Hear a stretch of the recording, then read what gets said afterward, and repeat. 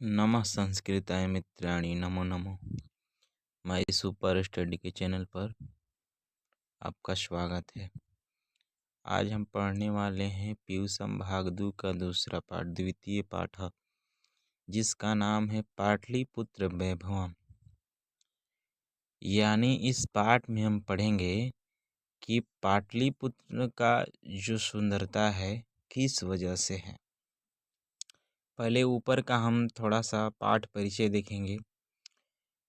बिहार राज्यस्य राजधानीं नगरं पाटलिपुत्रं सर्वेषु कालेषु महत्वम् अधारयत्। बिहार राज्यस्य यानी कि बिहार राज्यस्य। अब देखिए, किसी भी संस्कृत को हम हिंदी उसका कैसे बनाते हैं ये भी जानना आप लोग के लिए काफ़ी ज़रूरी है, ताकि आप भी हिंदी बना सकें। बिहार राज्यस्य यानी कि यहाँ पे षष्ठी विभक्ति हुआ है, और षष्ठी विभक्ति जब होता है तो उसमें लगता है संबंध कारक, और संबंध कारक का चिन्ह होता है का के की। इसलिए हम यहाँ पे बोलेंगे बिहार राज्य की राजधानी नगरम यानी राजधानी नगर, पाटलिपुत्रम यानी जो पटना। देखिए, ऐसे पढ़ाने से वीडियो थोड़ा लंबा हो सकता है, लेकिन वीडियो आखिरी तक देखिएगा, आपको पूरा क्लियर हो जाएगा, फिर दोबारा कोई वीडियो देखने की ज़रूरत नहीं पड़ेगा। राजधानीं नगरम पाटलिपुत्रम सर्वेषु कालेषु महत्वम आधार्य। कह रहा है राजधानी नगर, जो बिहार की राजधानी नगर पाटलिपुत्र यानी जो पटना है, सर्वेषु कालेषु। अब देखिए यहाँ पे सप्तमी विभक्ति हो गया, तो सप्तमी विभक्ति है तो हो गया अधिकरण कारक, और अधिकरण कारक होगा तो उसका में पर चिन्ह हो जाएगा। तो हमने सभी कलाओं में महत्वम आधार्यत महत्व धारण किया है। बिहार की जो राजधानी है पटना, सभी कलाओं में महत्व धारण किया है। कह रहा है अस्य इतिहास सार्ध सहर्ष द्विवर्ष परिमिति वर्तते। अगला कह रहा है कि इसका जो इतिहास है, इतिहास यानी कि इसका जो इतिहास है, सार्ध मतलब होता है आधा, सहर्ष 2 वर्ष परिमिति यानी 2500 वर्ष, जिसको लिखा जाता है 2500 वर्ष। कितना लिखते हैं हम लोग? 2500 वर्ष, यानी कि 2500 वर्ष या 2500 वर्ष। देखिए, आपको एग्जाम में भी ऑब्जेक्टिव क्वेश्चन में पूछ देता है कि पटना का इतिहास कितना वर्ष पुराना है, तो याद रखेंगे 2500 वर्ष, और नहीं तो 2500 वर्ष। आगे देखते हैं, अत्र धार्मिक क्षेत्रम राजनीतिक क्षेत्रम उद्योग क्षेत्रम च विशेषण ध्यान आकर्षकम। कह रहा है कि यहाँ जो धार्मिक क्षेत्र है, राजनीतिक क्षेत्र और जो उद्योग क्षेत्र है, विशेष रूप से हमारा ध्यान आकर्षित करता है। हमारा क्या करता है? ध्यान को आकर्षित करता है। कर वैदेशिका यात्रिण मेगास्थनिज फायान वेन्सांग इतिसिन प्रभृत्य पाटलिपुत्रस्य वर्णम स्व संस्मरण ग्रंथेषु चक्रु। करे वैदेशिका यानी कि विदेशी, यात्रिण यानी जो विदेशी यात्री। तो विदेशी यात्री कौन कौन? तो मेगास्थनीज, नाम याद रखिएगा, मेगास्थनीज, फायान, वेनसांग, इतिसिंग प्रभृत्य। प्रभृत्य मतलब होता है इत्यादि। पाटलिपुत्रस्य वर्णम यानी जो पटना है उसका वर्णन स्व संस्मरण ग्रंथेषु यानी अपने अपने संस्मरण ग्रंथों में। यहाँ पे भी सप्तमी है तो इसलिए हमने लगा दिया में। चक्रु मतलब किया है। पाठे अस्मिन् पाटलिपुत्र वैभवस्य समान परिचयो वर्तते। यानी कहने का मतलब है कि इस पाठ में पाटलिपुत्र का क्या है? समान परिचय हम लोग को दिया गया है। अब चलिए हम टॉपिक पे आते हैं। प्राचीने भारतीयेषु नगरेषु अन्यतम पाटलिपुत्रम अनुंगम वसति चित्रम महानगरम बभूव। कर प्राचीन भारतीय में नगरों में अन्य पाटलिपुत्र नाम भी वसा चित्र में महानगर हुआ। यानी पाटलिपुत्र जो गांव का नाम था, प्राचीन भारतीय नगरों में पटना नाम था पाटलिपुत्र और बसा हुआ था, और लास्ट में क्या बन गया? महानगर बन गया। क्या बन गया? महानगर। कर तद विषय दामोदर गुप्त नामक कवि कूटनीतम काव्य कथयति। अब कह रहा है कि उसके विषय में जो दामोदर गुप्त नाम के कवि हैं अपने कूटनीतम काव्य में कहते हैं। अब आपसे यहाँ ऑब्जेक्टिव पूछ लेता है कि कूटनीतम काव्य के लेखक कौन है, तो याद रखिएगा दामोदर गुप्त। कौन है? दामोदर गुप्त। उन्होंने कहा है अस्ति महातिलकम सरस्वती कुलगिरहम महानगरम नामना पाटलिपुत्रम परिभूत पूर्णस्थानम। कह रहा है कि अस्ति महातिलकम यानी महातिलक सरस्वती का कुलगृह महानगर, नामना यानी तृतीया विभक्ति लगा है तो नाम से पाटलिपुत्रम, परिभूत पूर्णस्थानम एक स्थान होगा। उसने अपने काव्य में कहा है कि जो पटना है महातिलक सरस्वती का कुलगृह महानगर नाम से जो पटना है एक दिन महानगर बनेगा या महानगर होगा। चलिए आगे देख लेते हैं। आगे देखते हैं। कर इतिहासे सूर्यते यत् बुद्ध काले पाटलिग्राम स्थिता आसीत्। यानी इतिहास में कहा जाता है कि गंगा के किनारे बुद्ध के समय में पाटलिग्राम स्थिता पाटलिग्राम था। यत्र च भगवान बुद्ध बहुकृत समागत। जहाँ भगवान बुद्ध बहुत बार आए थे। तो आपसे पूछ लेता है कि पटना में कौन बहुत बार आया था, तो याद रखिएगा भगवान बुद्ध या गौतम बुद्ध। ठीक है, दोनों नाम एक ही है। तो भगवान बुद्ध बहुत बार आए थे। कहाँ? तो पाटलिपुत्र में। इसको याद रखिएगा। चलिए आगे देखते हैं। तेन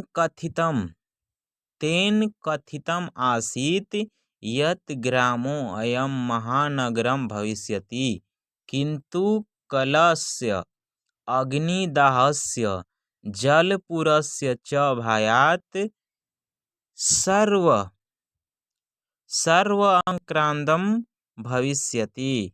यानी उन्होंने क्या कहा कि पटना आने वाला समय में यह महानगर होगा। क्या होगा? यह जो गांव है आने वाला समय में महानगर होगा, किंतु झगड़े के, अग्निदाह के और जल मतलब बाढ़ के समस्या से हमेशा क्या रहेगा? घिरा रहेगा। देखिए इन्होंने पहले ही बता दिया कि यहाँ पर बाढ़ की समस्या से और हमेशा झगड़े से और अग्निदाह से हमेशा क्या रहेगा? घिरा रहेगा। तो आपसे ऐसे भी ऑब्जेक्टिव पूछ लेता है कि किसने कहा था पटना कला से, अग्निदाह से और बाढ़ से हमेशा घिरा रहेगा? तो कौन कहा था? भगवान बुद्ध कहा था। भगवान बुद्ध ने कहा था कालांतरेण पाटलिग्राम एवं पाटलिपुत्रम इति कथित। कुछ वर्षों या विगत वर्षों के बाद ही जो पटना है पाटलिपुत्र कहा जाने लगा। जो पाटलिग्राम है क्या कहाने लगा? पाटलिपुत्र कहाने लगा। कह रहा है कि चंद्रगुप्त मौर्यस्य काले अस्य नगरस्य शोभा रक्षा व्यवस्था च अत्युत्कृष्टम आसीत् इति यूनान राजदूत मेगास्थनीज स्वसंस्मरण ग्रंथु निरूपयति। कह रहा है कि चंद्रगुप्त जो मौर्य थे, अब मौर्य वंश के संस्थापक कौन थे? चंद्रगुप्त मौर्य। कह रहा है कि चंद्रगुप्त मौर्य के शासन काल में इस नगर की शोभा और रक्षा व्यवस्था अत्यंत क्या हो गई थी? आकृष्ट हो गई थी, उत्कृष्ट हो गई थी, मतलब बहुत देखने लायक, अति उत्कृष्ट। ऐसा कौन लिखता है? यूनान का जो राजदूत मेगास्थनीज है वो अपना संस्मरण ग्रंथ में लिखता है। अस्य नगरस्य वैभवम प्रियदर्शिन अशोकस्य, कह कि इस नगर का जो वैभव है प्रियदर्शी अशोक के समय में और भी समृद्ध हो गया था। तो आपसे पूछ लेता है कि प्रियदर्शी किसे कहा गया है, तो प्रियदर्शी किसे कहा गया है?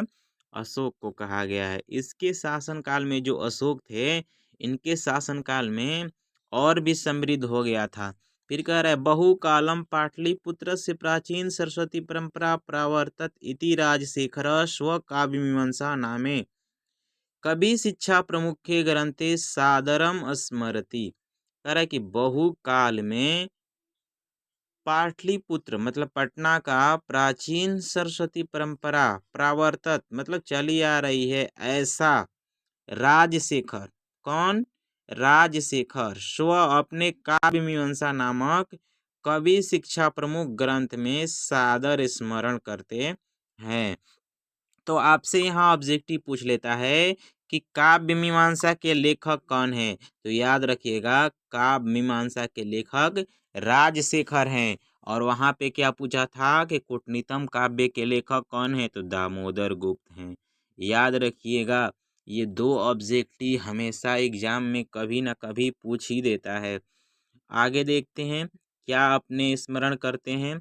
तो अत्रोपवर्ष वर्षावीव पाणिनि पिंगल वाही व्याडी वर रुचि पतंजलि यो परीक्षिता ख्यातिम उपजगमु। कह रहा है कि यहाँ अत्रोप, अत्र प्लस उप, कह रहा है कि यहाँ उपवर्ष वर्षावी मतलब वर्षों वर्षों रहकर पाणिनि पिंगल ब्याडी ये जो विद्वान हैं वहाँ के उनका नाम बताया जा रहा है कि जैसे पाणिनि हो गए, संस्कृत के पिता कहा जाता है पाणिनि को, पिंगल आचार्य हो गए और बररुचि पतंजलि जो पतंजलि हो गए और बररुचि उनको कहा जाता है जो कात्यायन जिन्होंने संस्कृत का वार्तिक लिखा है। तो ये सब वहीं से क्या हुए, विख्यात हुए। कहाँ से? पाटलिपुत्र से। अब आगे कह रहा है, आगे देखिएगा, आगे कह रहा है कतिपयेषु प्राचीन संस्कृत ग्रंथेषु पुराणादिषु पाटलिपुत्रस्य नामांतरम पुष्पपुरम कुसुमपुरम वा प्राप्यते।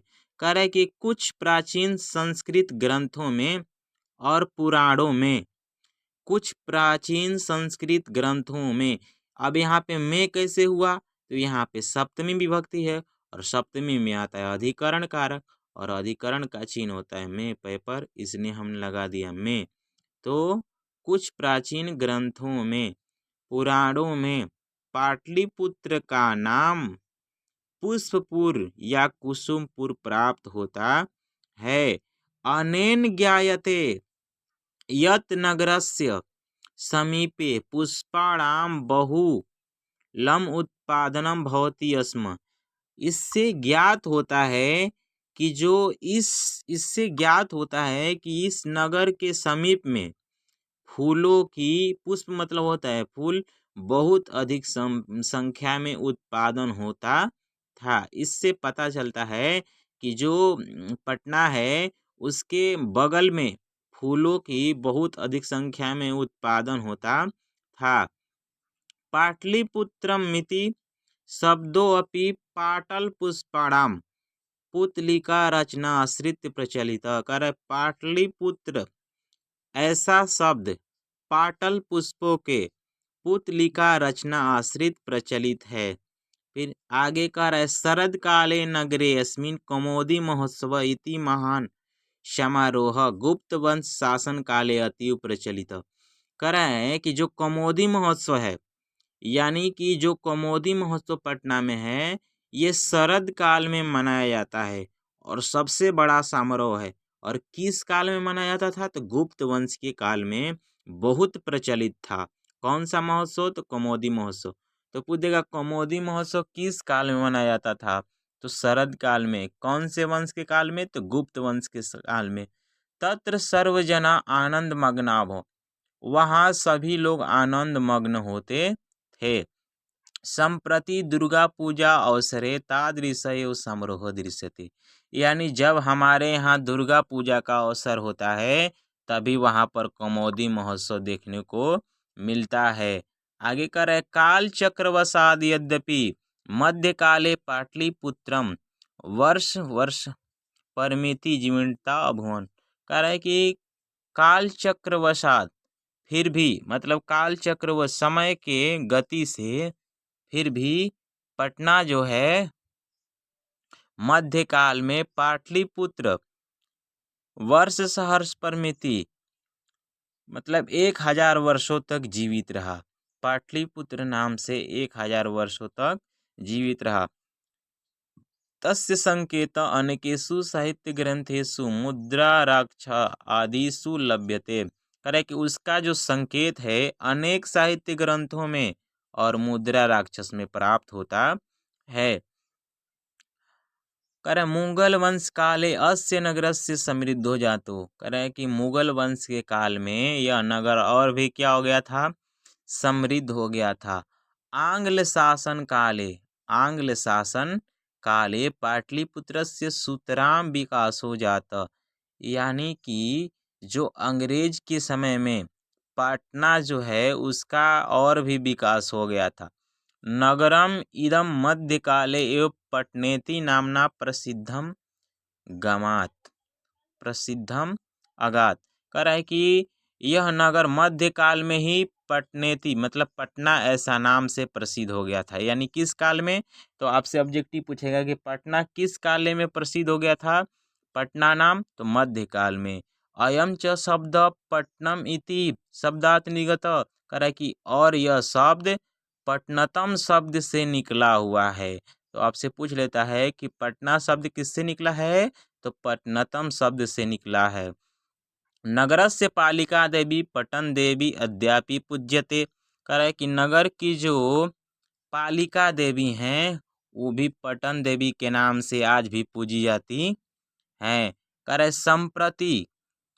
संप्रति मतलब इस समय पाटलिपुत्रम अति विशालम वर्तते बिहारस्य राजधानी चास्ति, कह रहा है कि इस समय जो पटना है बहुत विशाल है और बिहार की राजधानी है। और हमारी बिहार की राजधानी कहाँ है, पटना है। आगे कह रहा है अनुदिनम नगरस्य विस्तारम भवती, कह रहा है कि और आते आते रोज रोज इस नगर का क्या हो रहा है, विकास हो रहा है। अब देखिए वहाँ पे यात्री रहने के लिए लोग जाएंगे तो उसका तो विस्तार होगा ही। कह रहा है अस्य उत्तर श्याम दिशि गंगा नदी प्रवहती, कह रहा है कि इसके उत्तर दिशा में गंगा नदी बहती है। तो पूछेगा कि पटना के उत्तर दिशा में कौन सी नदी बहती है, तो गंगा नदी बहती है। तस्या उपरि गांधी सेतूनाम एशिया महाद्वीपस्य दीर्घतम सेतु किंच रेलयान सेतुरपि निर्मीयानो वर्तते, कह रहा है कि उस गंगा नदी के ऊपर एशिया महादेश का सबसे बड़ा पुल गांधी सेतु नामक पुल का निर्माण किया गया है, जिससे रेलगाड़ियाँ उस पर यानी रेलगाड़ियाँ चलाई जाती हैं। सबसे बड़ा एशिया महादेश का सबसे बड़ा पुल किस नदी पे है, गंगा नदी के ऊपर है और क्या नाम है, गांधी सेतु पुल। तो अगर आपसे ऑब्जेक्टिव पूछे कि एशिया महादेश का सबसे बड़ा पुल किस नदी पे है, तो गंगा नदी पे है। कौन है, तो गांधी सेतु। कह रहे नगरे अस्मिन उत्कृष्ट संग्रहालय, कह रहे कि इस नगर में उत्कृष्ट संग्रहालय, उच्च न्यायालय, सचिवालय, गोलगृहम, तारामंडल, जैविक उद्यानम, मौर्यकालिक अवशेष, महावीर मंदिरम इत्यादि दर्शनीय संति, कह रहा है कि यहाँ बहुत हमारे मन को आकर्षित करने लायक बहुत सारे स्थान हैं। संग्रहालय है, उच्च न्यायालय है, सचिवालय है, गोलघर है, तारामंडल है, जैविक उद्यान है, मौर्य मतलब मौर्य काल के समय में जो अवशेष हमें प्राप्त हुए हैं वो भी हैं, और महावीर मंदिर देखने लायक है। ऑब्जेक्टिव यहाँ पूछता है कि महावीर मंदिर कहाँ स्थित है, तो पटना में स्थित है। प्राचीन पटना नगरे सिख संप्रदायस्य पूजनीय स्थलम दशम गुरु गुरु गोविंद सिंह जन्म स्थानम गुरुद्वारेति नामना प्रसिद्धम वर्तते। सिख धर्म के 10वें गुरु पटना में मतलब प्राचीन पटना नगर में सिख संप्रदाय के पूजनीय स्थल दसम गुरु गुरु गोविंद सिंह। सिख धर्म के 10वें गुरु कौन थे? गुरु गोविंद सिंह। और पहले गुरु कौन थे? गुरु नानक। तो 10वें गुरु जो थे गुरु गोविंद सिंह, उनका जन्म स्थान भी पटना था और उनका जन्म स्थान पटना में गुरुद्वारा के नाम से प्रसिद्ध है। तो आपसे पूछेगा कि गुरुद्वारा कहाँ है, तो पटना में है। कहाँ है गुरुद्वारा? तो पाटलिपुत्र में यानी पटना में है। तत्र देशस्य तीर्थयात्रिणः दर्शनार्थम आयन्ति। कह रहा है कि वहाँ देश के कोने कोने से तीर्थयात्री दर्शन के लिए आते हैं। ये हमारा पाठ रहा और हमने पाठ को बड़ी अच्छे से पढ़ा। मैं उम्मीद करता हूँ कि आपको वीडियो पसंद आया होगा और आपको सब आसानी से समझ में आ गया होगा। अगर यह वीडियो आपके लिए थोड़ा भी हेल्पफुल है तो चैनल को सब्सक्राइब कर ले, क्योंकि ऐसे ही वीडियो आपके पास आता रहे, इसलिए चैनल को सब्सक्राइब कर लेना बहुत ज़रूरी है। पूरा वीडियो देखने के लिए आपका बहुत बहुत धन्यवाद।